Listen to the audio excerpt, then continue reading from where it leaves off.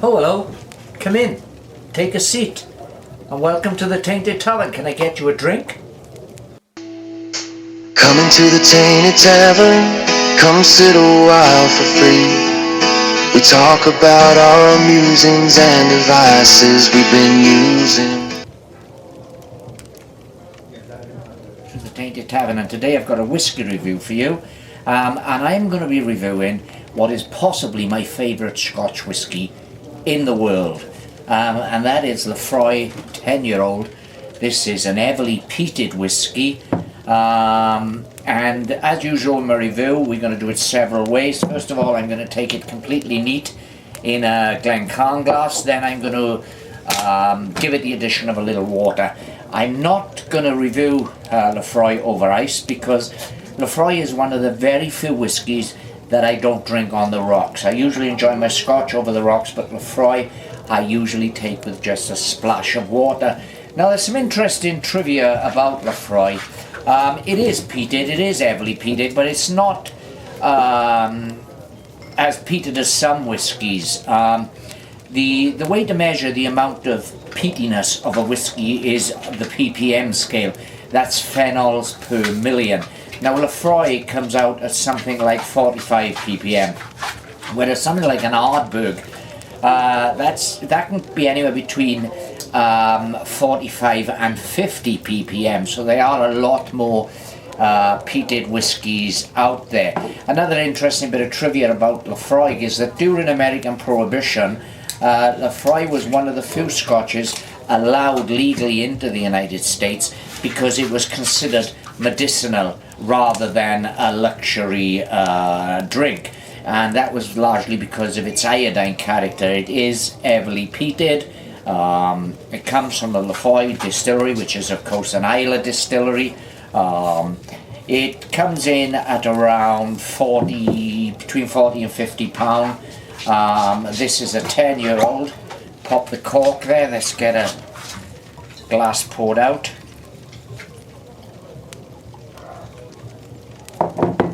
Now, as I say, this is not going to be a bad review because Laphroaig is my favourite Scotch whisky out there. I do like peated expressions.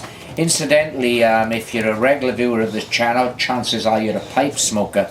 Now, Laphroaig pairs really well with something like a Laphroaig heavy blend, because Laphroaig is produced in much the same way that Laphroaig's peatiness is produced, and that is the burning of organic matter and the smoke allowed to drift through the grains, the barley in the case of Laphroaig, or the tobacco leaves in the case of Laphroaig. Both are smoked in that sense, and they do pair really well together.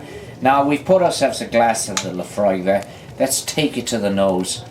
This is going to be interesting because, as I say, I've drunk this so many times, it's probably my favourite Scotch, but I haven't had it for a couple of months, so this is a bit of a treat for me. Now right away you're getting that peaty aroma, the smoke. You're also getting an iodine, which gives this its slightly medicinal kind of notes. You know, if I was around during Prohibition in America, and if I was living in America,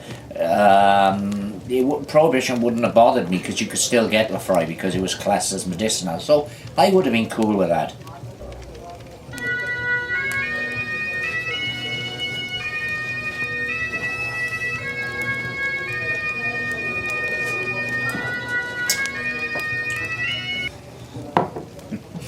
That is absolutely delicious. It's the smoke, but it's smooth with it. It's creamy.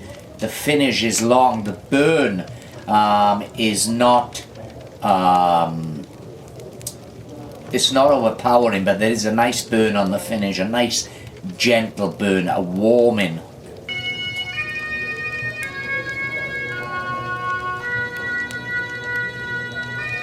It's absolutely superb. It comes in at 40% ABV. The bottle very aptly tells you that Laphroaig is pronounced Laphroaig. because reading it you'd go Laphroaig, and it comes from Scotland, or as I prefer to call that wonderful country, Scotchland.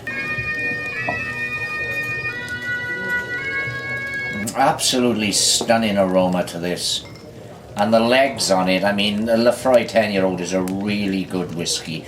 So the legs are exceptional. They running down that glass there, they smearing down there. It's got a mouthfeel which is thick, creamy.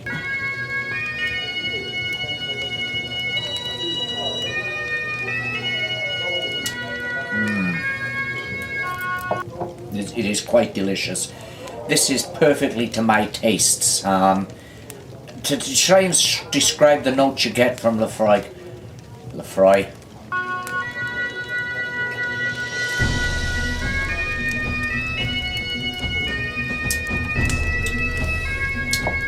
I just find it incredibly smooth, and that smokiness it's so enticing.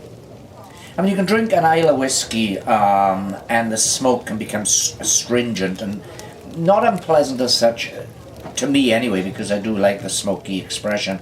But it can be rough, it can be forceful. This is incredibly smooth. The back of the bottle tells us that our 10-year-old is the original Laphroaig, a distinctive character that still holds true to the spirit of Ian Hunter, who first created it over 75 years ago. That bold, smoky taste, followed by a hint of seaweed, with a surprising sweetness and long finish, has made Laphroaig the pinnacle experience for Islay single malts. Huge smoke, seaweedy, intense peat with a surprising hint of sweetness. I don't really get any of the maritime notes from this.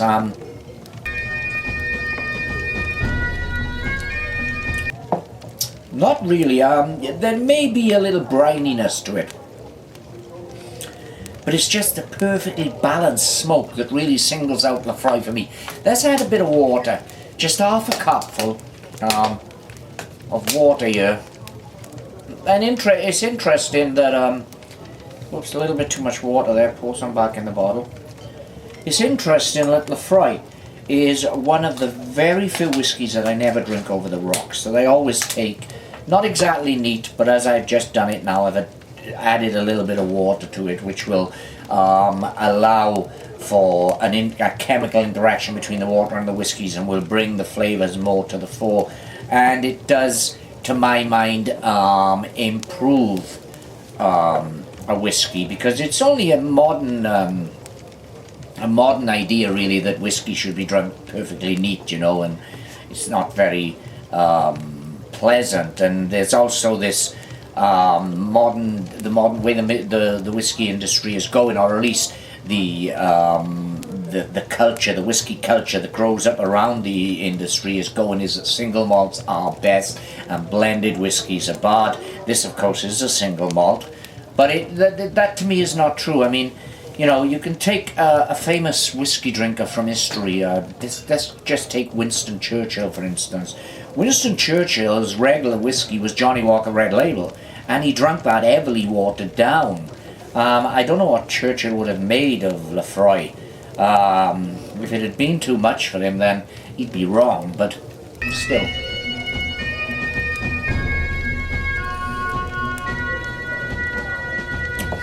So right away, the addition of water gives it a fruitiness that it didn't previously hold, to my opinion. There's a fruity, sweet. Oh, this is just so nice. So nice.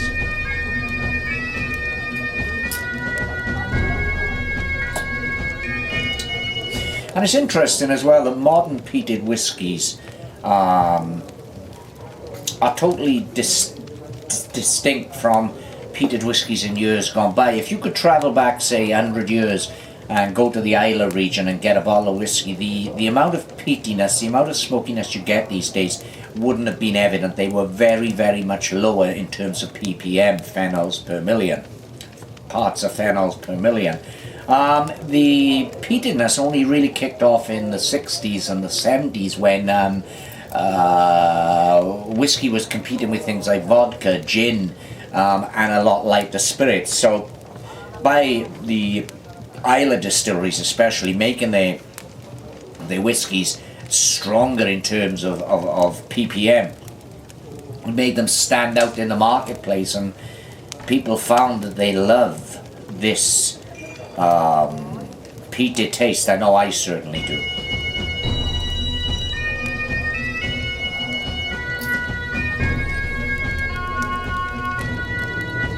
It's really nice. I'm a big fan of Ardbeg as well. The Ardbeg 10-year-old, which is slightly, as I said, higher in ppms than this, but I prefer this. I find this smoother. I find it far more enjoyable. This to me is an absolutely delicious whiskey.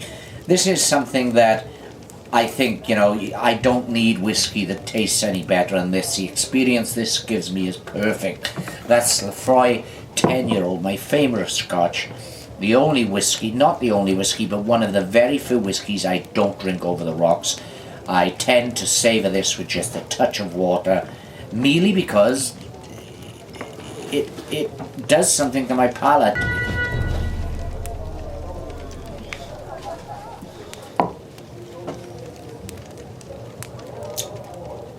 Anyway, I'm going to finish the rest of this glass now, so cheers, Salange, Yaki Da. Come back soon for more reviews.